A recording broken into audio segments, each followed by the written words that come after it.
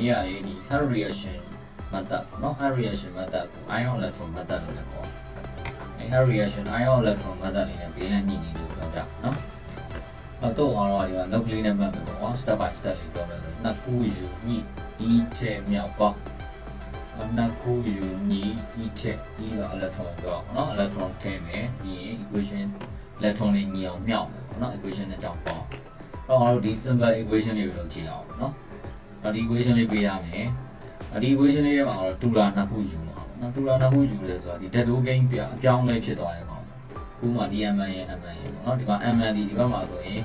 ပြည့်ရလို့ရင်ဒါ plus 7နော်ဒီဘက်မှာဆိုရင်တော့ plus 4ပေါ့အဲ့ဒီမှာတူလာနှစ်ခုယူတော့အဲ့ဒီဘက်က MnO4 minus ရဲ့ဒီဘက်ရှမ်းက MnO2 ရဲ့ယူနောက်ပြီးသွားရင်နောက် n ကကြတော့ဒီမှာနောက်တစ်ခုက n ပေါ့နော် dead gain ပြောင်းလဲဖြစ်တယ်n ကဒီမှာ plus 3ဒီဘက်မှာကျတော့ n ကဒါ plus 5ဖြစ်သွားတာပေါ့နော်ဒါအပြောင်းလဲဖြစ်တယ်ပေါ့အဲဒီအပြောင်းလဲဖြစ်တဲ့အတွက်သူကတူတာနှစ်ခုကဘယ်လိုလဲယူရမှာတော့ MnO2 minus နဲ့ MnO3 minus ကိုယူရမှာပေါ့နော်အဲ့ဒါဒီမှာယူလိုက်ဒါတူတာနှစ်ခုယူလိုက်တာပေါ့ပြီးရင်အလုံးရင်ညှိမယ်အလုံးရင်ညှိတဲ့အခါကျတော့ဒီမှာ Mn ကဒီလောက်ဒီဘက်မှာ Mn လည်းဒီလောက်ဒီမှာအောက်ဆီဂျင်က4လုံးဒီဘက်မှာအောက်ဆီဂျင်က2လုံးအောက်ဆီဂျင်လိုရင်လိုတဲ့ဘက်ကိုသူကရေပေါင်းအလုံးရင်ညှိတယ်နော်ဒီမှာဒီအောက်ဆီဂျင်လိုရင်လိုတဲ့ဘက်ကိုရေပေါင်းရေပေါင်းရင်တစ်ခါကို A+ ပြန်ပေါင်းနော်အဲ့တော့ဒီဘက်မှာအောက်ဆီဂျင်ကဒီမှာ2လုံးဆိုတော့ဒီဘက်မှာလိုနေတယ်နော်အဲ့တော့ဒီဘက်ကိုပါပေါင်းမယ်ရေပေါင်းမယ်ရေပေါင်းပြီးမှဒီဘက်ကိုပါပြန်ပေါင်းမယ် A+ ပြန်ပေါင်းနော် A+ ပြန်အဲ့တော့အလုံးရင်ညှိအောက်ဆီဂျင်ကဒီမှာ4လုံးဆိုတော့ဒီမှာ2လုံးရှိပြီးသားဆိုတော့4လုံးပြည့်ရှင်သူ့နည်းနည်းမြောက်တော့ဒီမှာ A က4လုံးပြည့်သွား4လုံးပြည့်သွားသူ့ဘာနဲ့မြောက်နော်4နဲ့မြောက်အလုံးကြီးညှိလိုက်နောက် equation လေးအဲ့လိုပဲဒီနောက်တစ်ချောင်းမှာအဲ့တော့ n တစ်လုံး n တစ်လုံးနောက်ဒီမှာ O က3လုံးဒီဘက်မှာ O က2လုံးပဲရှိ2လုံးပဲရှိတယ်ဒီဘက်မှာ oxygen လုံးနေတာပေါ့နော်အဲ့ oxygen လုံးရဲ့လိုတဲ့ဘက်ကိုနော်ပါပေါင်းအောင်လေရေပေါင်းမယ်နော် oxygen လုံးလိုတဲ့ဘက်ကိုရေပေါင်းမယ်ရေပေါင်းရင်ဒီဘက်ကိုပါပြန်ပေါင်းA+ ပြန်ပေါင်းဟုတ်ပြီအဲ့ oxygen ဒီမှာ2လုံး1လုံး3လုံးနောက်ဒီကောင်ကလည်း3လုံးလို့ညီသွားတယ်ဟိုက်ဒရိုဂျင်ကဒီမှာ2လုံးဒီမှာ1လုံးနဲ့တော့ပါနေမြောက်နည်းနည်းမြောက်နော်အဲဒါညီသွားပြီနော်ဟုတ်ပြီနော်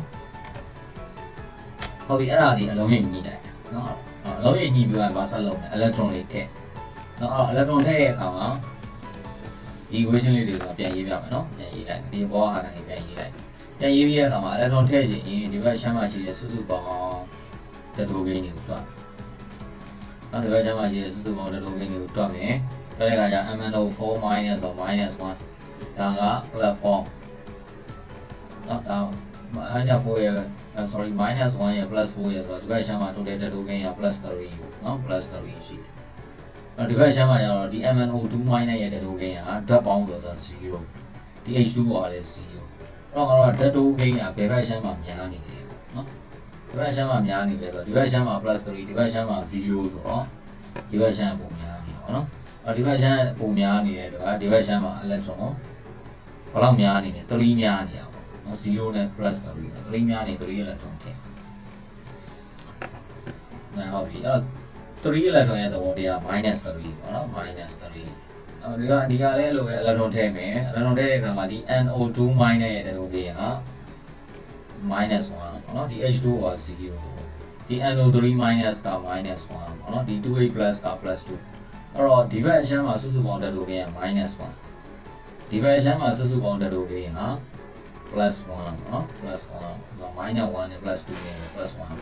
တော့ဘယ်ဘက်ကပုံများလဲဒီ plus 1ဘက်ကပုံများဘယ်လောက်ပုံများလဲအဲ့တော့ minus 1ကနေ plus 1ဆိုဘယ်လောက်ပုံများလဲเนาะဘယ်လောက်ပုံများလဲဆိုတော့2နေရာပေါ့ဒီ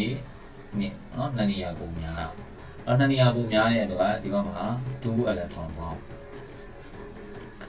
2 electron ရဲ့သဘောတရားက minus 2ပေါ့เนาะ minus 2ပေါ့အဲ့ဒီ minus 2နဲ့ဒီ plus 1နဲ့ကို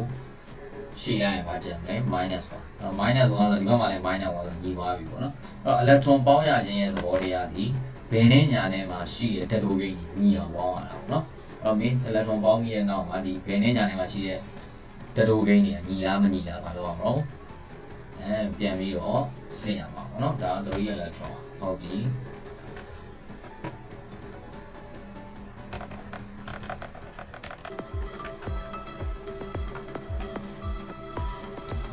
အဲ့ဒါလေးကိုငါတို့ဒီမှာဟော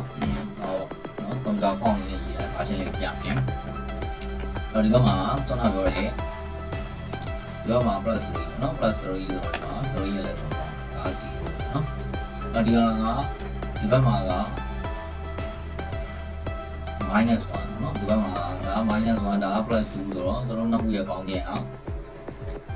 plus 1ကျန်တာပေါ့နော်အဲ့တော့ plus 1ကျန်တယ်ဒီမှာ minus 1ပေါ့နော်အဲ့တော့ plus 1 minus 1ဆိုတော့ဒီကောင်ကနှစ်နေရာရှိတဲ့အတွက်2 electron ပေါ့နော်အဲ့ electron ထည့်တာပေါ့ electron ထည့်ပြီးတဲ့နောက်မှာဘာလုပ်ရမလဲ electron တွေကိုညီအောင်မြောက်နော် electron တွေကိုညီအောင်မြောက်အဲ့ electron တွေကိုညီအောင်မြောက်တဲ့အခါမှာတို့ကဒီမှာ3 electron ဒီမှာ2 electron ဆိုရင်သူတို့နှစ်ခုညီအောင်မြောက်တယ်နော်အဲ့ဒီဘော3 electron ကို2နဲ့မြောက်ဒီအောက်က2 electron ကို3နဲ့မြောက်နော်ဒီတော့ငါတို့ကဒီ3 electron 2နဲ့မြောက်တော့ပြန်ရေးမယ်3 electron 2နဲ့မြောက်တော့6 electron ဖြစ်သွားတယ်နော်6 electron plus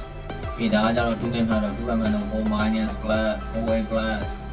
4a plus ကို2နဲ့မြောက်တော့ a plus arrow 2m2 ဒါက2နဲ့မြောက်တော့ 4h2o နော် 4h2o ပြီးဒီအောက်ကဟောက3နဲ့မြောက်မယ်3နဲ့မြောက်တော့ဒါပါလေ 3n2 minus plus နော် 3h2o arrow ဒါ 3n3 minus